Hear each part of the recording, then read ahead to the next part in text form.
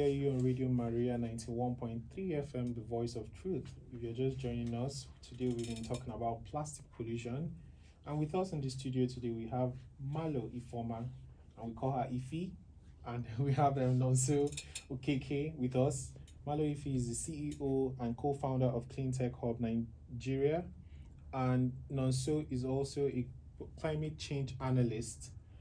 And thus far, we've been talking about the implications of plastic pollution in the world, and we've had some numbers to show that about 60 million pure water sachets are consumed daily in Nigeria. And when we think about this number and how most of it is really disposed inappropriately, we think about the ripple effects that this will bring about. It will affect our health, our environment, our food supply, our climate. So it's a whole lot of things. Our economic exactly. And it seems like it's more the world is more capitalist based, and it's just a focus on the profit. Everybody, where's the money at? Follow the money. Exactly. Nobody's interested in what's the human existence. What about the human existence in 10 years to come? Where are we going to be? Is it all going to be about technology? Are we going to be living, or is just robots who want to bring in? And so that's where we've been talking about. So on this, if you please, what are the next steps? What do we do next? What do we do about this plastic pollution? Well, I think there are three stages, and maybe I'll take two of them, and then maybe I'll pass on one to Nonso. I think when we talked about people, planet, people, and profit. I think when it comes to what we then need to do is to switch it around and say we need to focus on people. Yeah. Because there's a need for behavioral change. Okay. Then we need to focus on policies. Yes. Because we need incentives, government incentives, whether they are rewards and punishments, policies and laws that says if you do things like this, then you get rewards. If you don't follow the rules, then there are consequences. And then we need programs. And those programs are actions that people and communities or practice can take. And please, when we're talking about communities, I'm sure if you agree with me, it's not just about the urban. No. Okay. Even rural. Yeah. Because you see, what is happening is also that pure water is becoming a popular way. Even in the rural region, they no longer use those pots and fetching straight. If you ever go to the villages now for funerals or something, anything, it's pure water. And even bottled water and the rest of it. For everything. So it's slowly permeating into our rural and deep rural communities. Yeah. And then when we talk about people, it can start from little things, little lifestyle changes. For instance, in my house, we don't really do plastic bottled waters. Okay. We have Seaway, but that one is recyclable because you can use it for another 8-10 years. Yes, just keep washing it and maintaining it. But we have a rule that we don't even serve visitors plastic bottled water. Okay. We'll get you water in glass. Yes, in a glass cup or from a pitcher. Yeah. Okay. And these things are hard to do at first if you're already used to. Just because somehow, we framed plastic bottled waters as the safer. Whenever you go, I have friends who say, just sterilize the glass they're giving me. Some friends even insist that there are some plastic bottled waters that are more safe, authentic than others. So these are the narratives that the commercial and profit industry into us. Has instilled into us. Forget the part of using it to show some form of social class. They're coming to my house, and of course, there's always bottled water. I can't be giving you water in glass. When we're growing up, we had filters in the house, and we're still alive. Yeah, after drinking all that. And our immune system just gets to adapt into this situation. So I think first of all, it's a lifestyle change.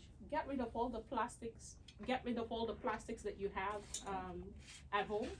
Including the plastic bowls. Get rid of all those ones you use. You can buy a food flask. Microwave, all those things. So that you can bring it to work every day. Yeah. Those little lifestyle changes. Those little things. Instead of getting takeaway, get your flask to the office. When you want to get the food, after you're done, you wash it.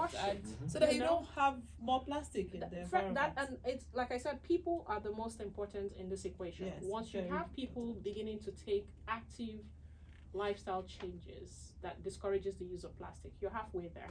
But government has a role to play, and I'm sure Nonso has a few things to say about what government can and should be doing. Okay, Nonso, the government, what do they have to do So the government has actually done a few things with regards to curbing plastic pollution. In the National Policy on the Environment, as well as the National Policy on Solid Waste Management, there are actually provisions that talk about the need to reduce the amount of plastic waste generated. And there are even provisions where they say there will be taxes levied against organizations that give away an inordinate amount of plastic, or they could actually just make an outright ban on these plastics. Okay. However, the issue is implementation. Because you see, across the African continent, Nigeria is actually one of, if not the most advanced country in terms of policy guidelines relating to plastic. Oh, really? Yes. We actually have the extended producer responsibility. Some good news at least. Something to even keep us smiling. The extended producer responsibility regulations, which were made in 2016, are actually they're quite all-encompassing. And what that is, it basically puts the onus. Okay, now so please let's take a call. Okay. Please hold your thoughts.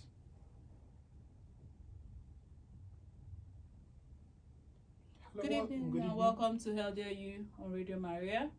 Please, can we hear you? Who are you and where are you calling from? Okay, please, what's the name, please? Okay, Abdullahi from Nasarawa. You're welcome. Okay, can we hear your contribution, please?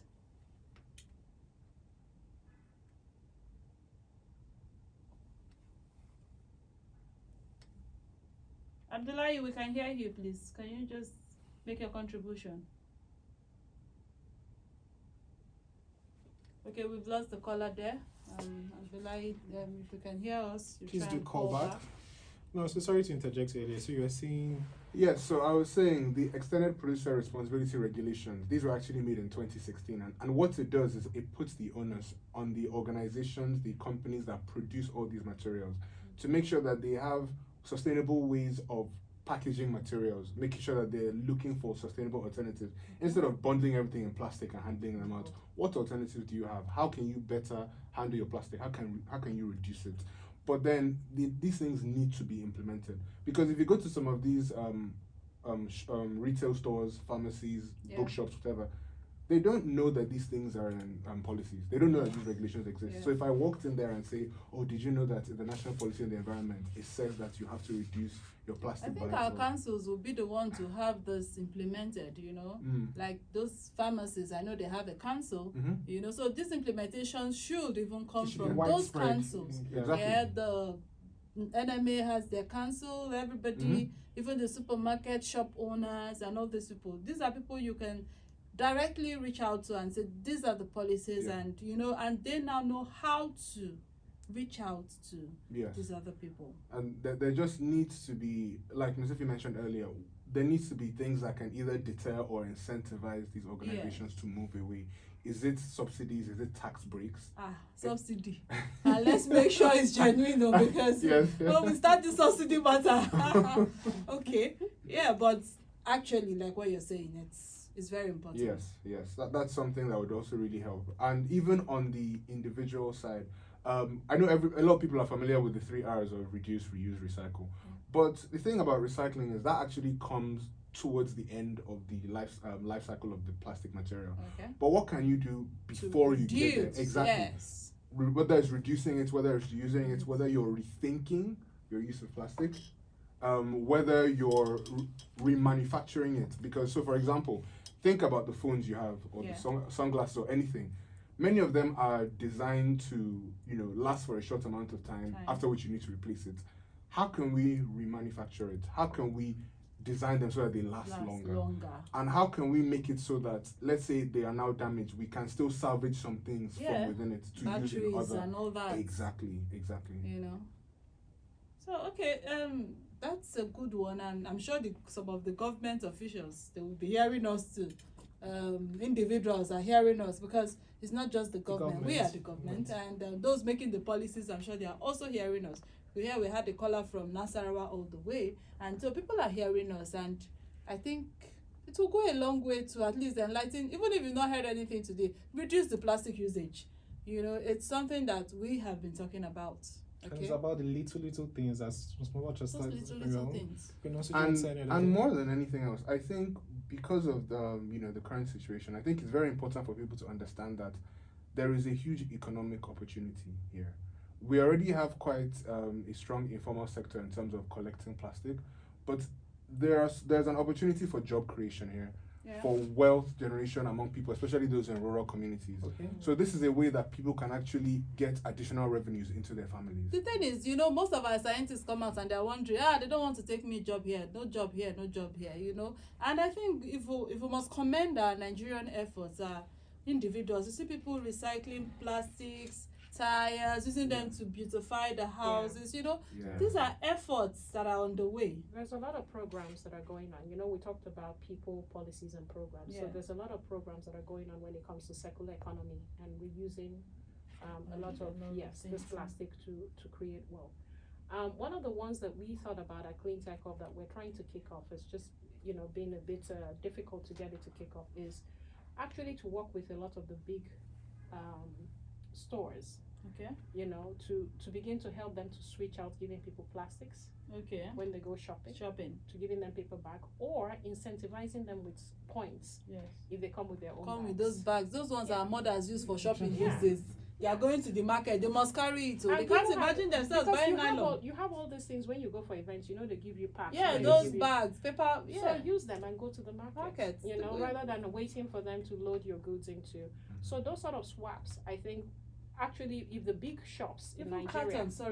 cartons. I know those days when we go to buy provisions, you go going back to cartons. school, they pack everything in cartons. They don't have to put this nylon, this one, that one. Everything enters into those cartons. Or even the baskets that you use when you receive hampers. We don't discard them. Use them and go shopping. So there are many ways to kill a bird. And like I said, again, it's designing programs. We're trying to design this with the big shops to make sure that they can kick it off. And if they're doing that, it forces people then to come with those things when they're coming to shop. So if you've been hearing us today, we've had a very serious conversation, and we've been talking about plastic pollution, how it affects the environment, the climate change, the weather gets too hot, global warming, what's the problem. We've been talking about how plastic pollution has affected our health, toxins, how they leach into our system, and then we don't know what is wrong with us. And we've talked a whole lot, what the numbers of pure water, sachet, waste, how they block our drainages, how they affect our agricultural systems, and all that. So it's been a long talk with Malo Ifeoma in the studio. She's an environmentalist, a seasoned environmentalist, the co-founder and CEO of Clean Tech Hub Nigeria. They are an energy innovation group that have been looking into how to make our environment better. And then also with us in the studio, we have had Nomso Okeke. He's a climate change analyst, also with the Clean Tech Hub. And Clean Tech Hub is a major frontier of our environment. Clean energy. How do we keep our environment clean? Thank you very much, Ife and Nonso, for being with us here today. Do you have any last words for us? Reuse, recycle, reduce. Okay, let's those three. Reuse, recycle, and reduce. Okay. And also, I think it's very important to spread the word.